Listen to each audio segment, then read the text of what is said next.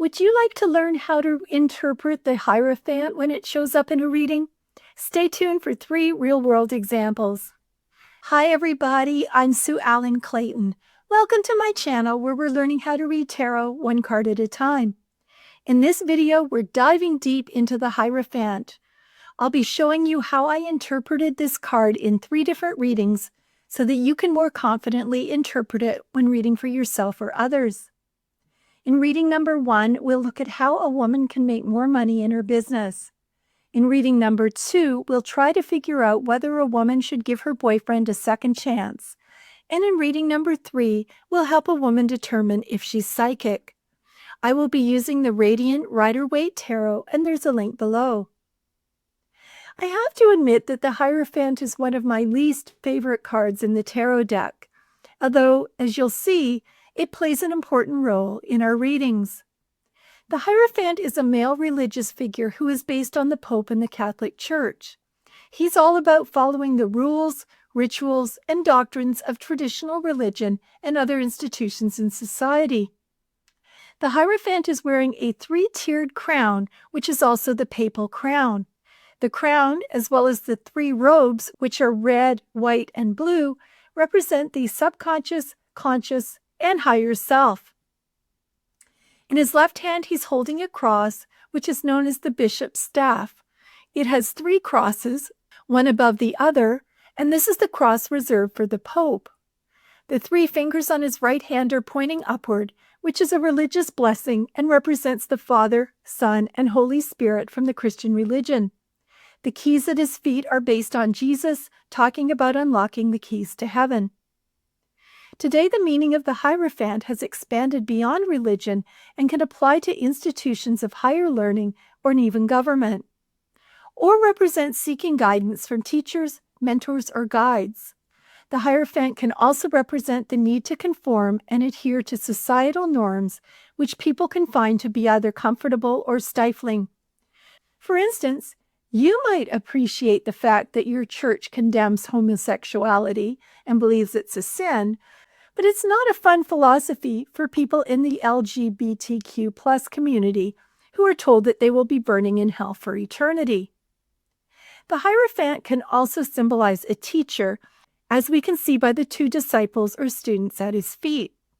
Note that the disciples have a shaved bald spot called a tonsure, which shows that they are giving up being vain about their hair and also have a spiritual openness to God.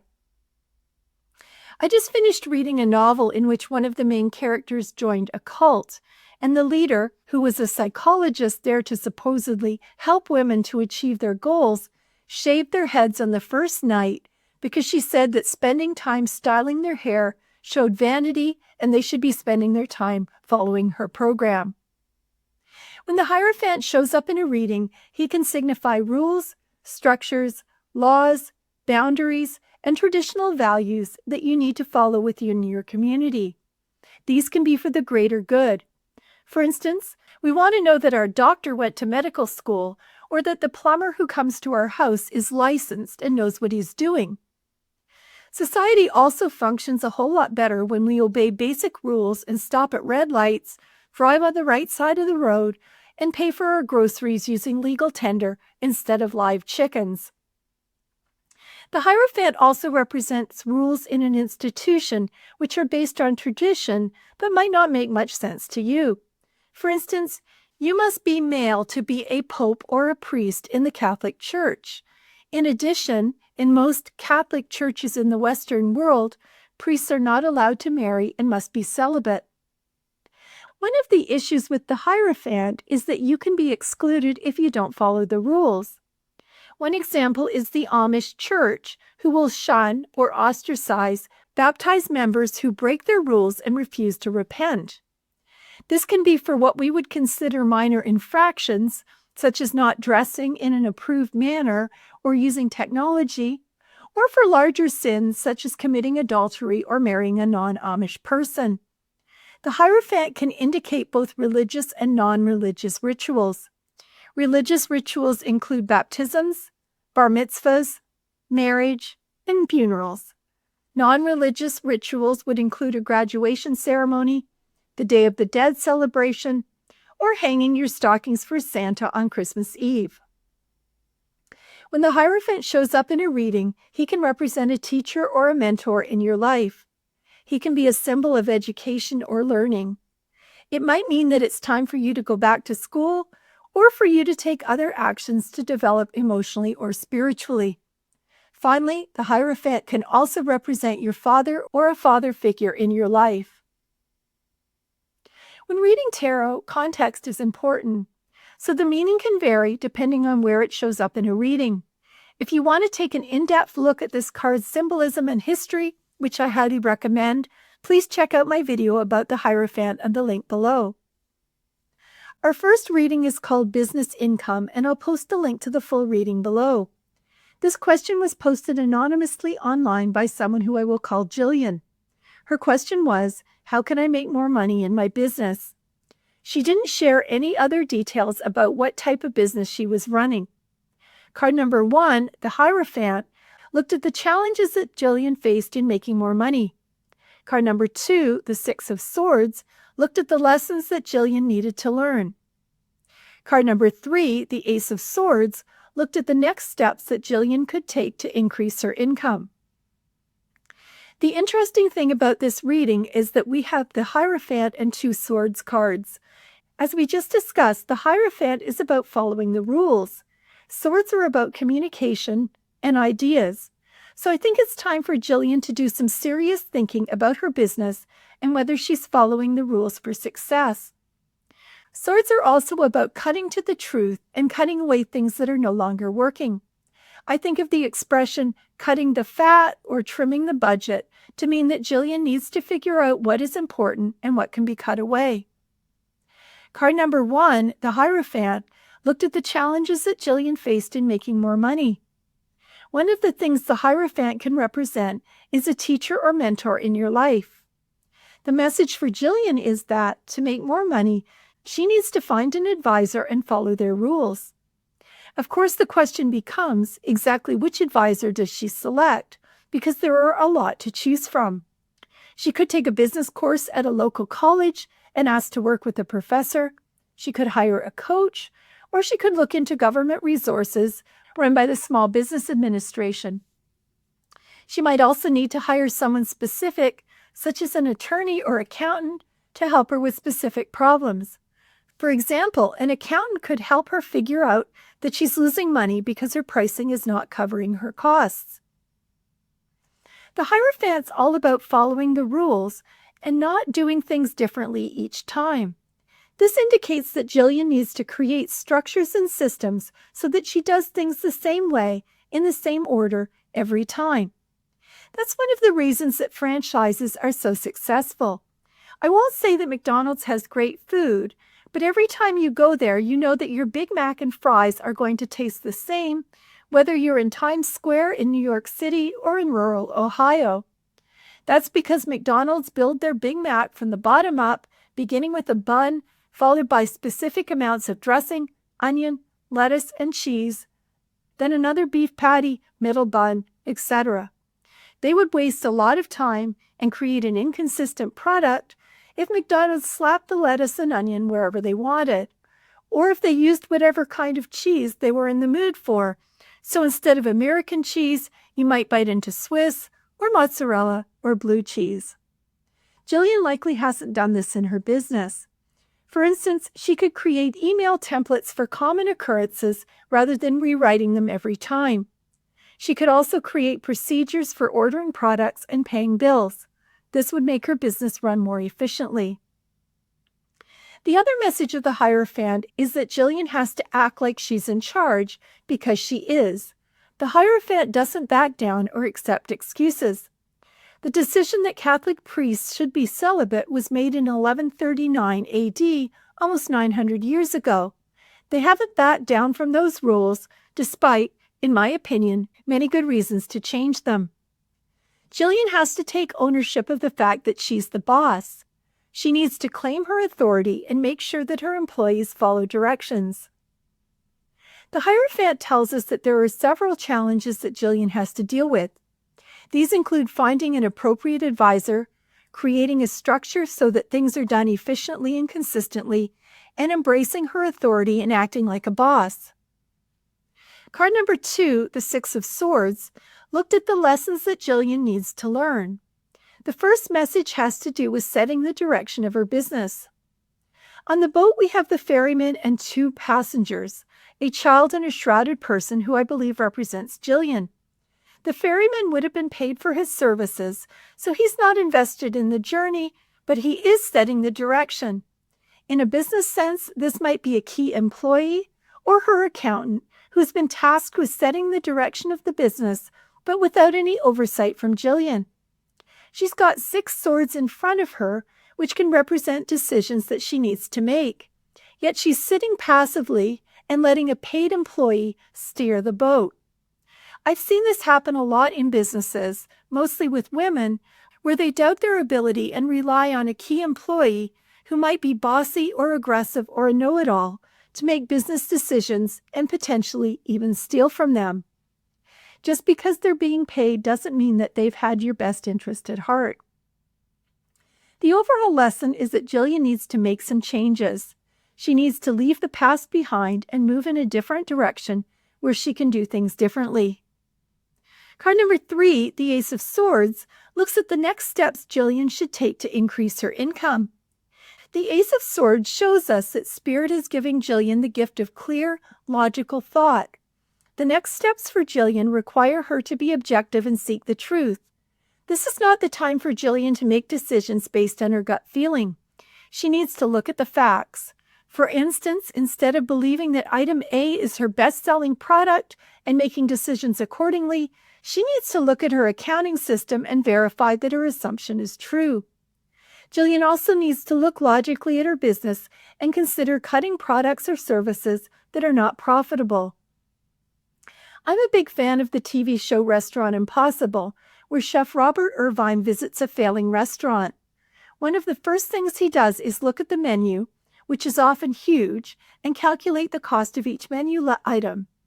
The restaurant owners are often shocked that they are selling a dish for less money than it costs to make them, or that they have something on the menu they think is a bestseller, yet they're only selling a few of those dishes a month.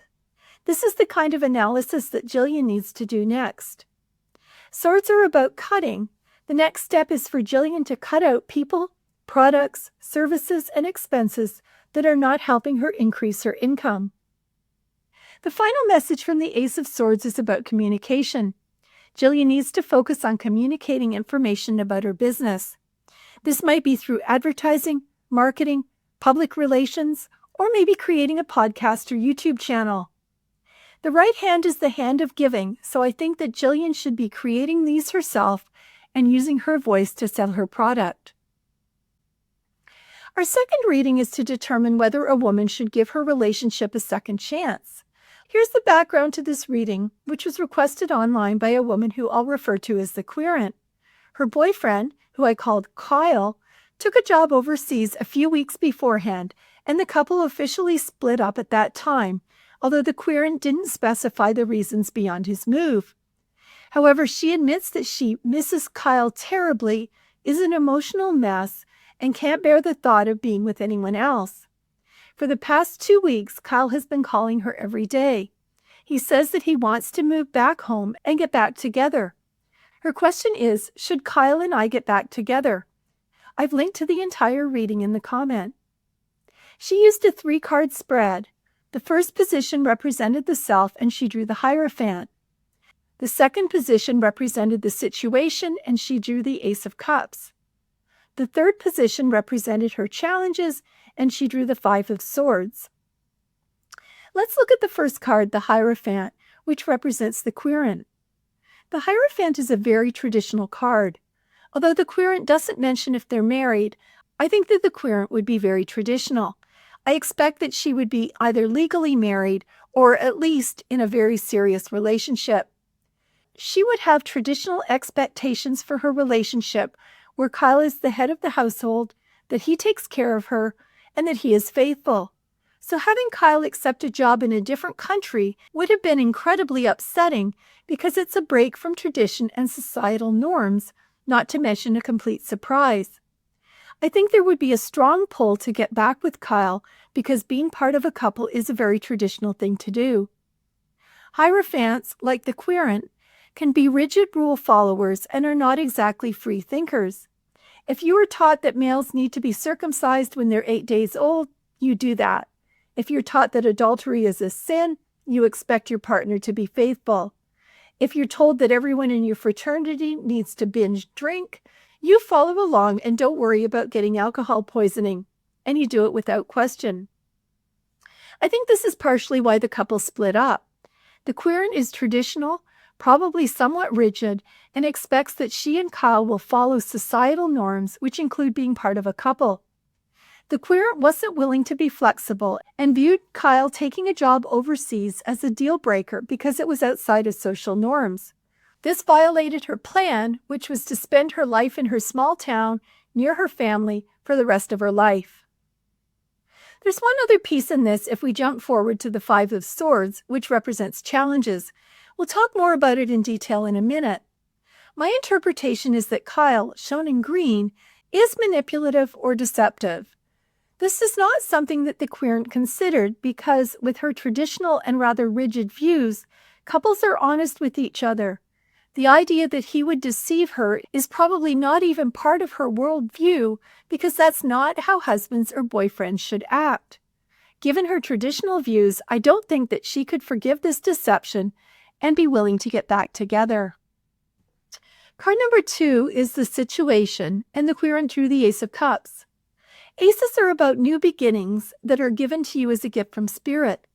Cups are about emotions and relationships.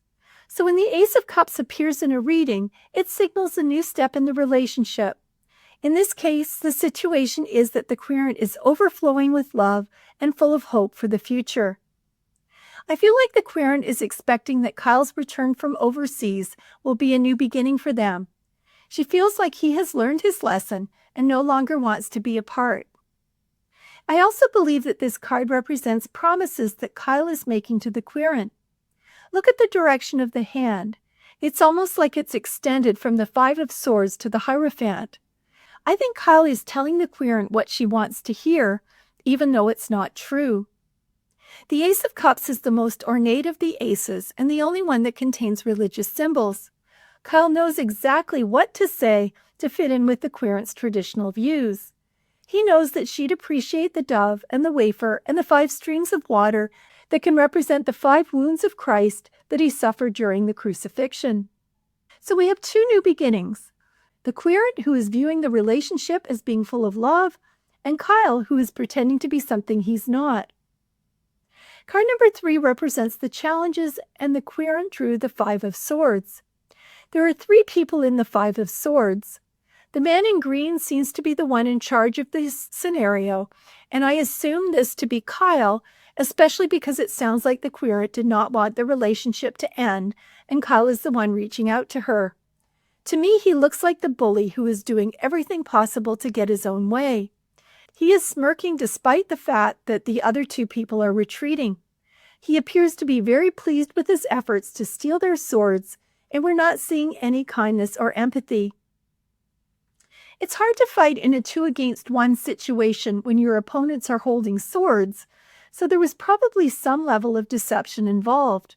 Whatever Kyle did was enough to make them retreat and leave their weapons on the ground. The 3 characters are also on a stage. This can indicate that Kyle is performing and that his manipulation is obvious to some of the people around him, although not to the querent. The 2 of Swords by Kyle's feet look a lot like crosses, so I don't think he has any respect for religion. It's just a way to manipulate the querent. This reading answered the question, should Kyle and I get back together? I think the answer is no for several reasons. The querent's traditional views on marriage and desire for a new beginning are blinding her from seeing Kyle's true character. Kyle is using her religious beliefs and her hope for a reconciliation to manipulate her by telling her what she wants to hear. In our final reading, we'll talk about the reversed Hierophant. But first, if you're getting benefit from this video, I hope you'll take a moment to subscribe. It's free for you and you'll get notified when I post videos so you won't miss anything. It will also help me to grow this channel. This three-word question was posted anonymously online, and I assumed the querent was a woman. Her question was, am I psychic? I linked to this reading in the comments below, where I go into a lot more detail about what it means to be psychic, if you want to check that out. The querent pulled 4 cards. She used a body, mind, soul spread. She pulled the reversed Hierophant card from the bottom of the deck, which looks at the underlying issues, hidden influences, or other things that the querent wasn't aware of in the first 3 cards. We'll talk about this at the end. Card number 1, the 4 of Wands reversed, represents the body and how the querent might be experiencing her psychic abilities in her physical body or related to her health or energy level. Card number 2, Justice, represents the mind and how the querent might be experiencing her psychic abilities through her thoughts and emotions. Card number 3, the Moon, is the soul and looks at how the querent might be experiencing her psychic abilities through her inner self or connection with spirit. One of the most interesting things about these cards is that all of the figures are between some kind of pillars or gates. I think this represents that the querent is psychic, and these are all different doorways to her psychic abilities. It's also interesting that we have 3 major arcana cards, so this reading has a great deal of personal significance to her. I love this reading because I believe that we all have psychic abilities, and if you're interested in tarot and watching this video, I'm certain that you do too. And this has been a big theme in my life. As some of you know, I grew up in a very religious Christian environment, and things like mediumship and fortune-telling were considered to be a form of devil worship. So overcoming my religious roots has been a very interesting journey for me personally. My best friend read tarot cards, and it took me decades to be open to having a reading because I was so fearful of conjuring the devil into my living room. As you can see, times have changed. It's still something that I have some internal resistance to talking about. If you watch the full video, Am I Psychic?, which I'll link to below, I tell my story. It was so difficult to talk about that I kept losing my voice. Card number 1, the 4 of Wands reversed, represents the body and how the querent might be experiencing her psychic abilities in her physical body or related to her health or her energy level. Many people, including myself, experience their psychic abilities in their body.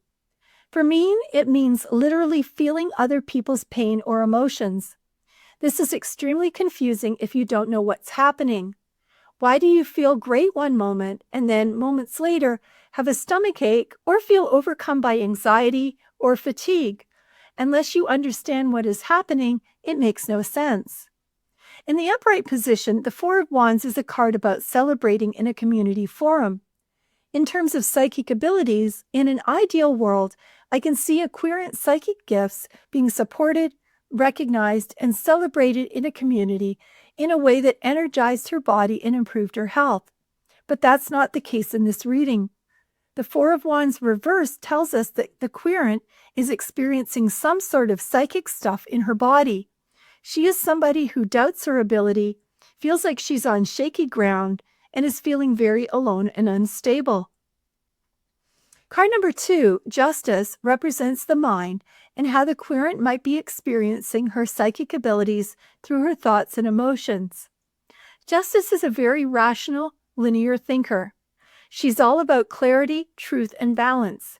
To find an answer, she knows where to look.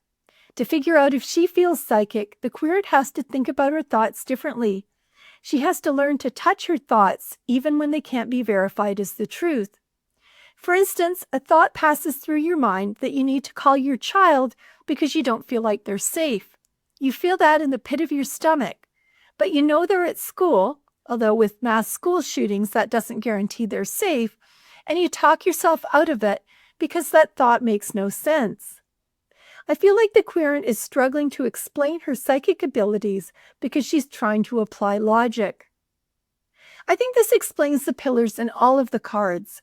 The querent is realizing that there are 2 sides to her experiences. Exploring her psychic abilities is all about choosing between what she's been taught and what she's suspecting might be true for her. Card number 3, the Moon, is the soul and looks at how the querent might be experiencing her psychic abilities through her inner self or connection with spirit. To me, this card confirms that the querent has psychic abilities because the moon represents psychic abilities. This is because the moon always has a dark side and tells us that things aren't always as they seem. It's associated with intuition, which helps you know things even though you can't see them.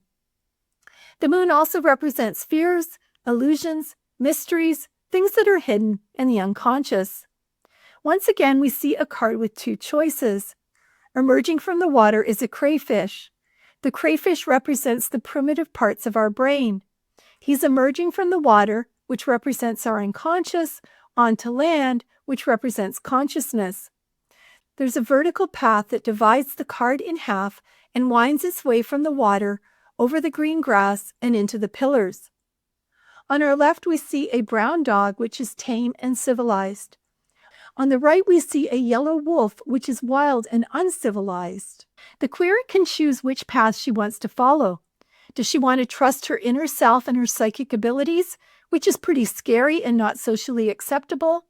Or does she want to go back to the well-worn path, which is the dogma of the Hierophant and justice? The final card is the reversed Hierophant from the bottom of the deck, which provides guidance for the querent or looks at underlying issues and hidden influences that the querent wasn't aware of in the first 3 cards. In the reversed position, the Hierophant can represent disobedience, hypocrisy, or extreme rigidity. You can see this in rulers who preach one thing and do another.